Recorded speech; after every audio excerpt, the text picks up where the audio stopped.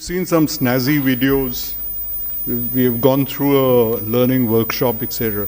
But the fundamental fact is that new realities, as Pramak said, is VUCA. It's like, volatile, it's obscure, complex, very ambiguous. The idea in this thing is to present a CISO's view, right, of this fog that exists in this entire thing. It'll be a 3-slide presentation. First slide will be a canvas which, gives not what already exists, because I presume everyone here already knows all these normal, security controls, etc. I'll only talk about what is the next level here, what we need to see. First will be the thing, second will be what are the new technologies. Third slide will be a 10-step, best practices, many of which Airtel has implemented. This fundamentally covers the entire canvas. On the right, we see the threat actors.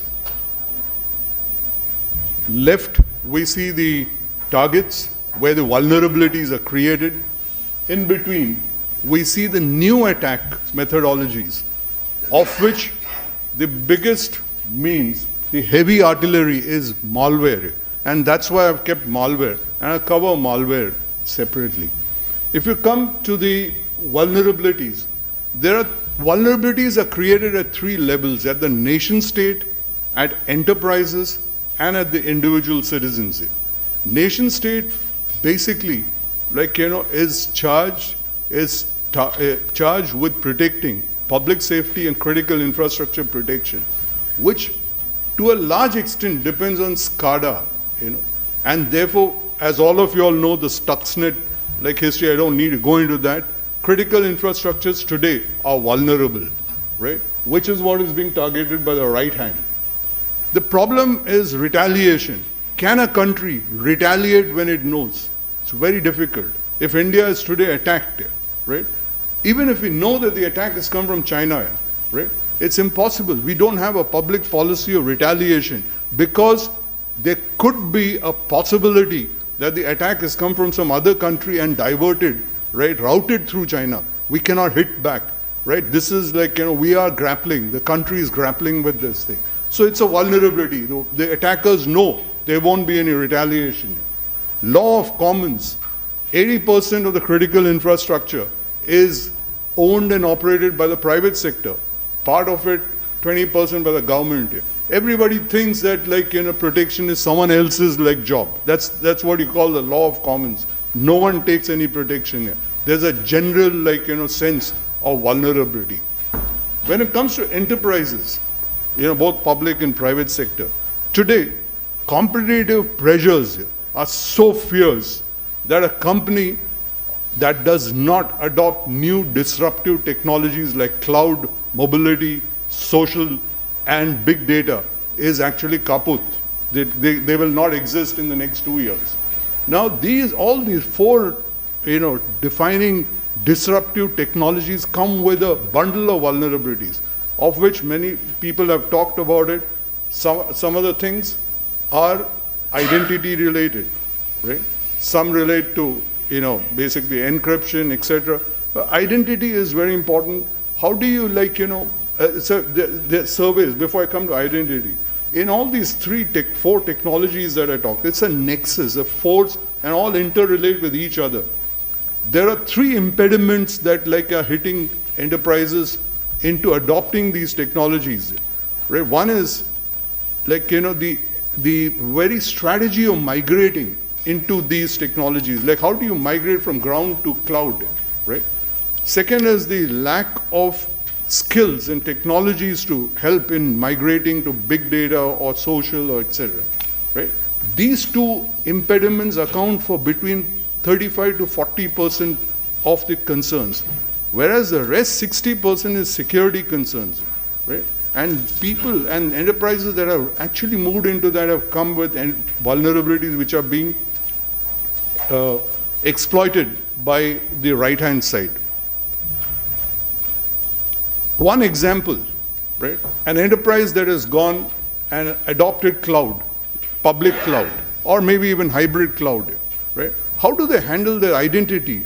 How do they ensure that their employees right, use their internal IDs to access, say, a SaaS service.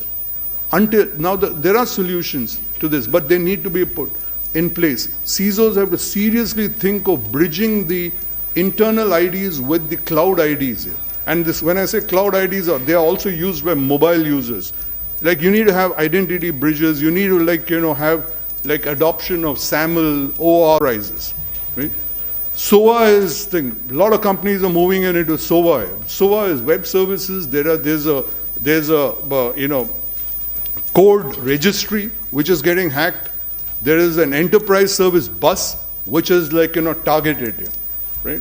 And online models. Companies are moving on to online models whereby exposing themselves out into the internet. Citizens, most of the citizens today have got personal clouds, Dropbox, etc., etc. They're highly dependent on mobiles. Not only, so mobile dependency brings with it location tracking, loss of privacy. When they conduct e-commerce transaction with the mobile or banking, they're hacked with malware like Zipmo, etc. Coming to the attackers, nation states, what do? They've been always involved in cyber warfare in one way or the other. The defining moment is cyber warfare has got two components, intelligence and attacks. Like Flame malware was the intelligence gathering malware. Stuxnet was the attack. These two together work hand in hand. These have been going on, but what changes the equation today is what I put as A in bracket T plus P, A. Advanced, targeted, and persistent attacks. They target, once in, they persist. Right? The malware today are so highly persistent. Like Aurelog is a malware where you uninstall Windows 7 and it's still is persisting in your Windows machine. It's that persistent. Little known attack at the nation state level is high energy, HERF, right? Electromagnetic pulse.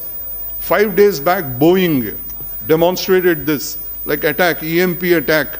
Right? It actually fries off electronic circuits here. You don't need to have all this DOS attacks, etc.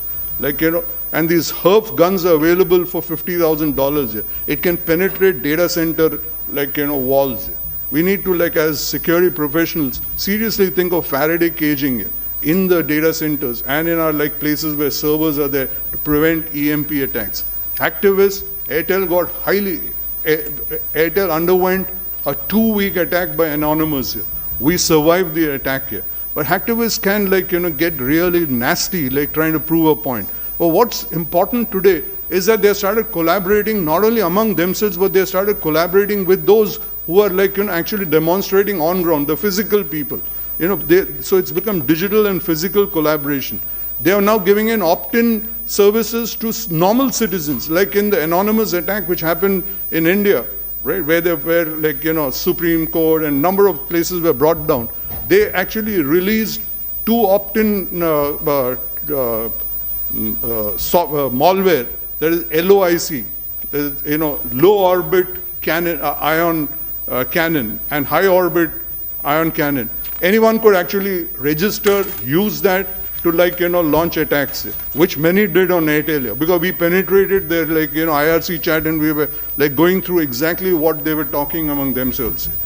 Secondly, hacktivists have now actually organized themselves as cyber armies. You have Iranian cyber army, Pakistan cyber army, China, Hongkong's group. They are properly organized, hierarchy, there are ranks there, etc., which was never earlier seen. Then you have the great cyber criminals.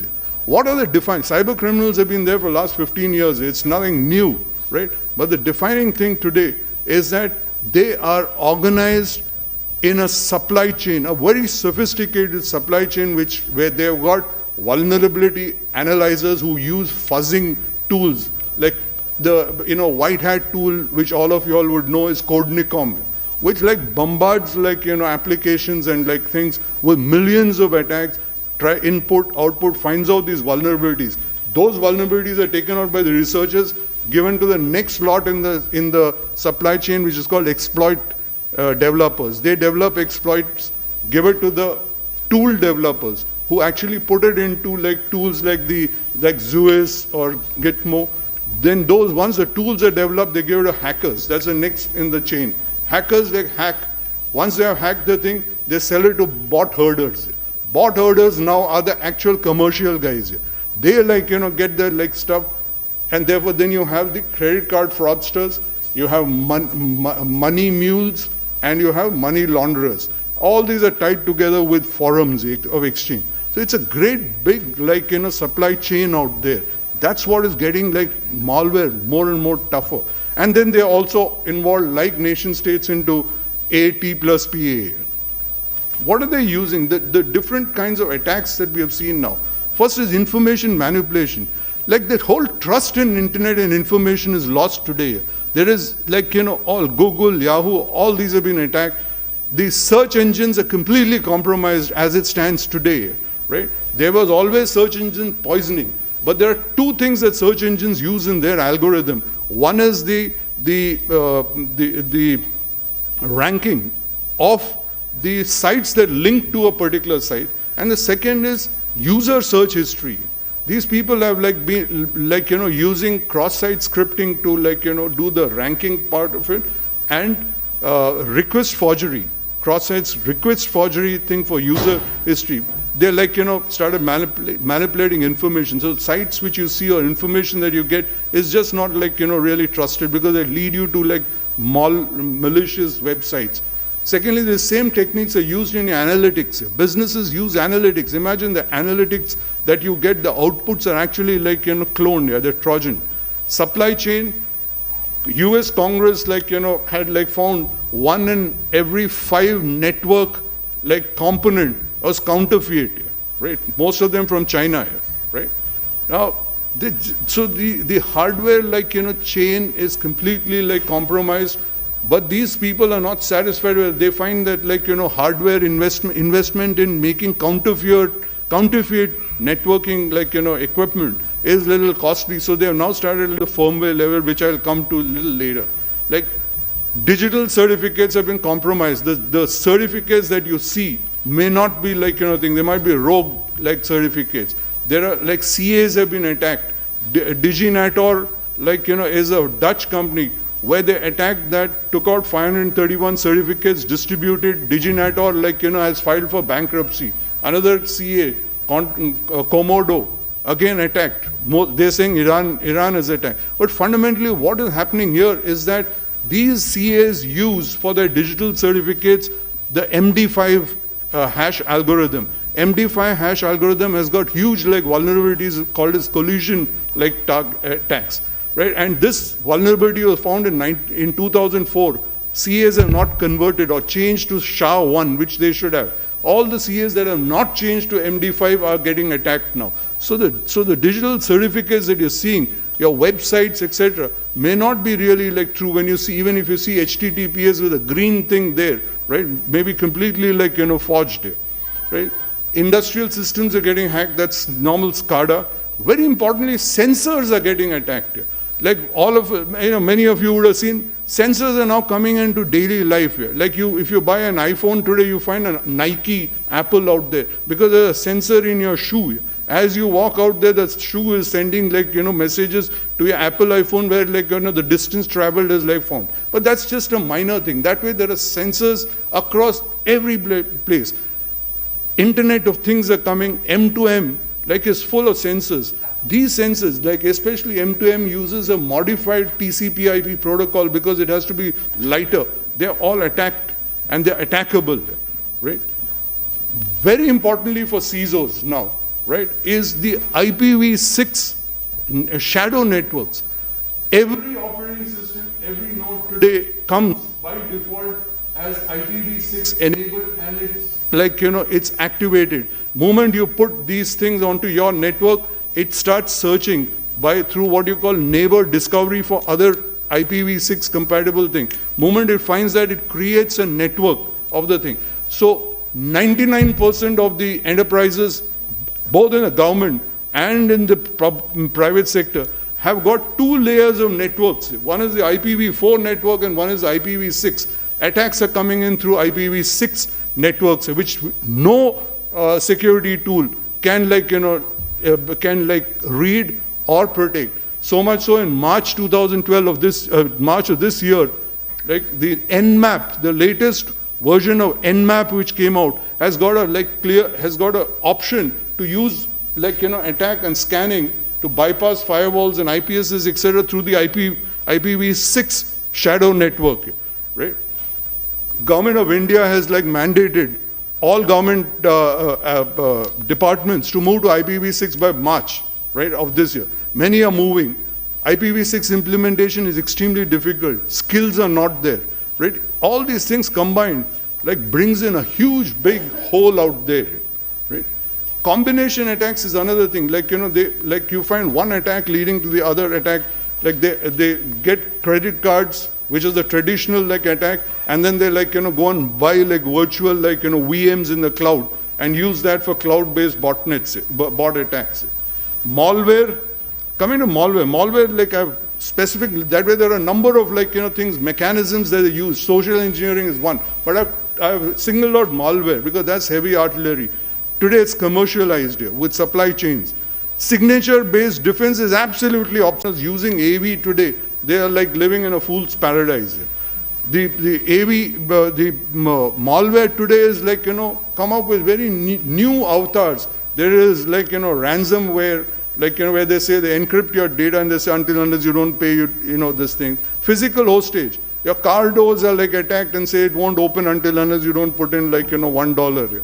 Your access cards stop working. Location aware, malware which only gets activated at certain locations, right? And scareware. Now all this thing. Second, malware is focusing on mobile devices, attacking mobile devices for mobile botnets, stealing your contacts, etc. But very importantly, today mobile devices have got a lot of critical corporate data in it, right? That's being stolen. And the way that's happening is via the app stores. App stores are actually getting hacked. Even iOS apps, Apple's app store, which is the most secure of all the app stores, even that has got cloned apps put in the store which you download and then it runs amok in your mobile thing. Google's marketplace, if someone goes and downloads a thing from there, you can be rest assured that you've got only 50% chance of actually thinking that it's a genuine app that you have come. That's why companies are now making their own app store because they have lost trust in these app stores. Amazon has got its own thing. Verizon has come up with own. So that's another area. Now, basically, what are the 4 technology areas of malware where we are seeing a threshold up? Cross-platform, one malware hitting Windows, Linux, Mac, Android, iOS, Symbian, and Windows 8. One single malware doing a cross-platform. Highly persistent, just almost impossible. And they use things like embedding themselves into firmware, right? Anti-virtualization. All these antivirus and these security vendors, they basically get millions of signatures. They can't do it in normal servers. They have to use virtualized environments. So these malware come with DRM. They are DRM'd malware. They don't work in virtual environments. The anti-virtual environments, so that these test labs cannot actually cannot test them in their labs. So they are hitting against even a test against test. And then they are moving below OS. Broadcom's network, classic example is a Broadcom's network card, completely ridden with malware at the firmware level, right? So they're moving below OS into hardware. Having said this, what are the problems there? Why are these so this thing? 3 clear problems.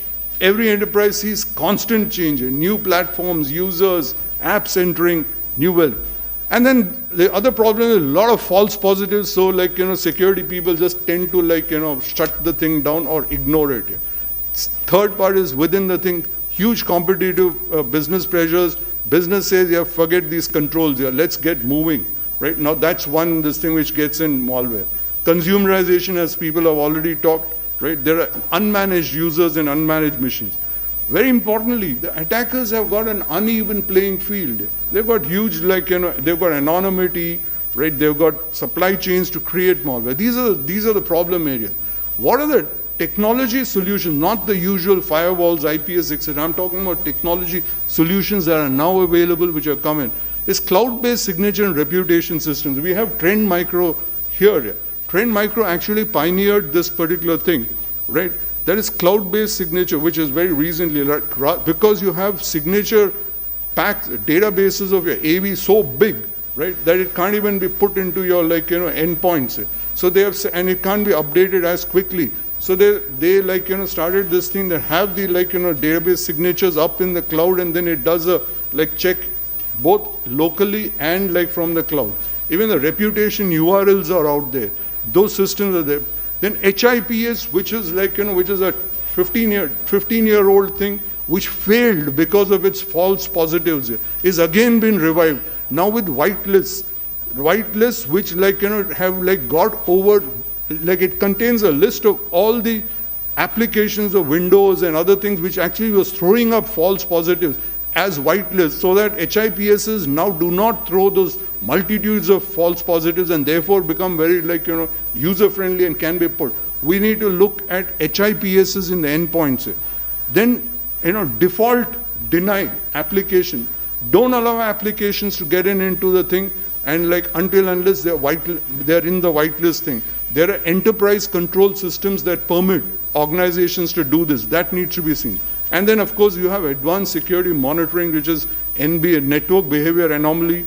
And many of the SIEMs have got this component, like QRadar, ArcSight, etc., have got this implemented as a module now, add on into the thing. Visualization, where you can see the traffic flow.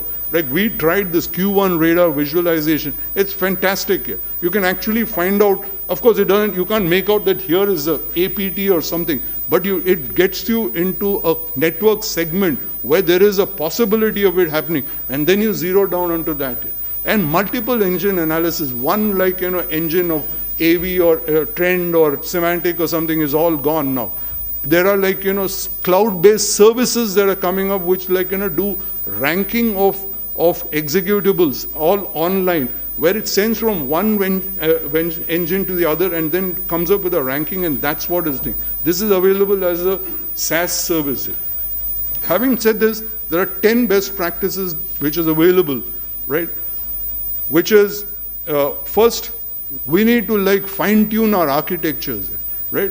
There are in any company, there are architectures, there are vectors from where we are coming. It could be say for example, we're finding that a VPN gateway of a third-party provider, from there a lot of an infection is coming. That's one vector. It could be that the mobile users are browsing with their mobiles. That's another vector. So study the thing, find out where are the vectors, put your defenses there. Don't spread it too wide and too thin across and just put in the perimeter, because perimeters are an old concept. They don't exist any longer.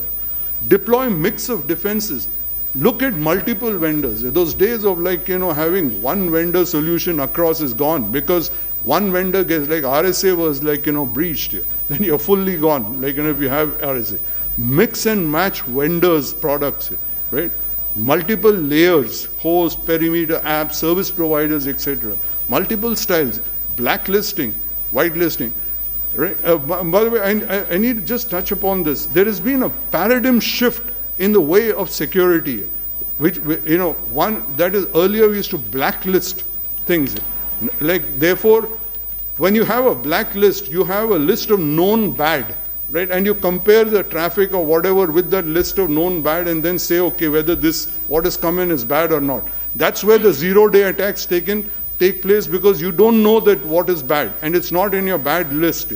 Therefore, they turned it around and they said, have a white list, right? And because that it, have a list of things that are good and check whether what comes in against the good thing. So this is a complete paradigm shift.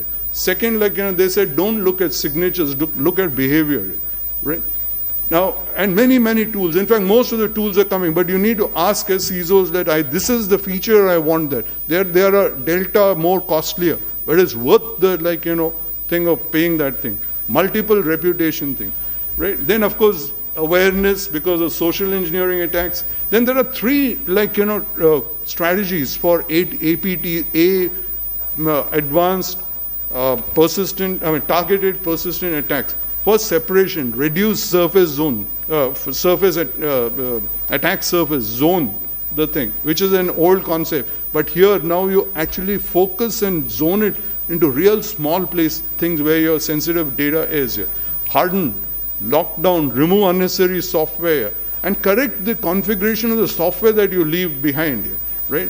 Whitelist, OTP. One more thing I need to add in this, I thought of that when the IAM presentation was going on. A lot of us keep seeing, we are still stuck in the role-based access control, RBAC. That role is who part of it. The attacks are now taking place not at the who, but at the what, because there is that who can do what information is available in your entitlement files here, right? And therefore enterprises, CISOs need to implement entitlement management, because you may be having a group there which could read or write some thing. That was group was created 3 years back here. Now the thing is that that group need not have the right thing, but it continues. You keep changing the roles, but you never ever look at the entitlement. That is what these guys are. When you say persistent, etc., they go and change the thing guest entitlement, guest group with administrative password. Nobody knows you. Never check. How many of us here have actually gone and checked our entitlements? Need to take dumps of our critical applications, do this quickly, right? Then resiliency. You need to have images, gold images, to be able to periodically, even if there's no attack, even if we don't know, periodically, rewrite with images and make it as a cyclic thing here. Enhance security intelligence. Today, it's the era of security, intelligence-based security here. Now here, right, and then advanced security monitoring, which I just covered earlier, and that's NBA, visual and multiple engine, this thing. Log analysis, SIEM. Incidentally, I missed out one thing. Today's SIEM cannot handle any of the IPv6 because IPv6 allows a host to have more than one IP address, which is a complete, it's a complete change from the IPv4. IPv4, a host can have only one IP address. In IPv6, a host can have 3, 4, 5 IP addresses. SIEMs cannot handle that. They cannot correlate, saying from where the attacks are coming, because it can't pinpoint on a host. So SIEMs. But what is important now is big data. Enterprises are going into big data. There's unstructured data and structured, right? So there is so much of information, security-related information, which is coming into the enterprise. But traditionally and statistically, an enterprise uses not more than 7% of the security information that is generated within the enterprise in the current age controls here. And the SIEM just is basing its correlation algorithms and decisions on that 7% thing, missing out 93% of the data. So we need to if the enterprise is moving into big data and analytics, collect that information and push it into SIEM, right? And then of course context awareness, that can be done immediately. In fact, there are applications available which pick up and add context to your identity management, firewall, etc. They're linked through that. And then last but not the least, there is this formula. Risk is equal to threat multiplied by vulnerability multiplied by consequence. Threat, as we said, nation state, hacktivists, criminals, not under our control here. CISO can't do anything, right? Vulnerabilities, right? Again, not under our control. We can only do some patchwork out there, right? But the intent and the consequence, yes, that's something that we can work upon, right? For which, right, you should look at the fact that you are going to be hacked, in the current APT world. You will be hit.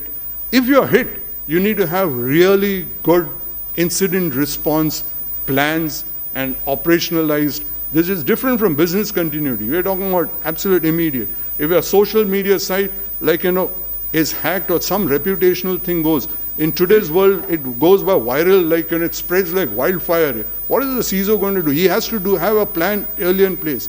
And I end by saying, Gartner's report of October talks about the CISO role, right?